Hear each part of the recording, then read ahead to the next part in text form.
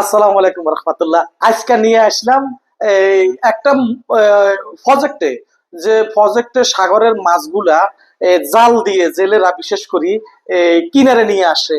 আলহামদুলিল্লাহ, আজকে এরকম একটা ভিডিওর মাধ্যমে আপনাদেরকে দেখাবো। দেখেন দেখেন দেখেন দেখেন, মাশাল্লাহ মাশাল্লাহ, কত বড় একটা আই মাছ। এই মাছগুলা আসলে সচরাচর অনেকে দেখে না, বিশেষ করে শহরাঞ্চলে আছেন, তারপরে প্রবাসে আছেন, তারা দেখে না।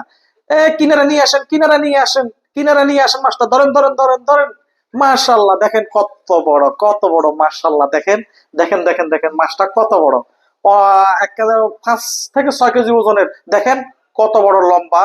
এটা হচ্ছে আই মাছ বলা হয় এটাকে। অনেকে চিনেন বা অনেকে চিনেন না। কত বড়, মাশাল্লাহ। একটু ধুইয়ে দেন মাছটা। এই দেখেন দেখেন দেখেন, একটু পরিষ্কার, আসলে পানিগুলো পরিষ্কার নাই। তবুও চেষ্টা করতেছি একটু পরিষ্কার করে দেখানোর জন্য।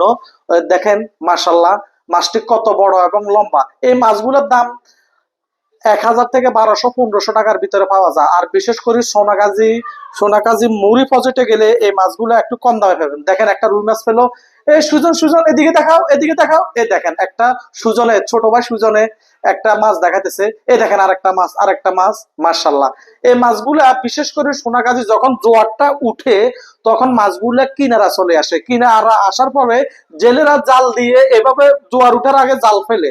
জাল ফেলার পরে মাছগুলো যখন জোয়ার নামে যায়, মাছগুলা আটকা পড়ে যায়। দেখেন মাশাল্লাহ। তো ঠিক আছে, অসংখ্য ধন্যবাদ। ভিডিওটি সবাই শেয়ার করে দিয়ে, এসব ধরনের ভিডিও চাইলে লাইক কমেন্ট শেয়ার করবেন। আসসালামু আলাইকুম ওয়া রাহমাতুল্লাহ।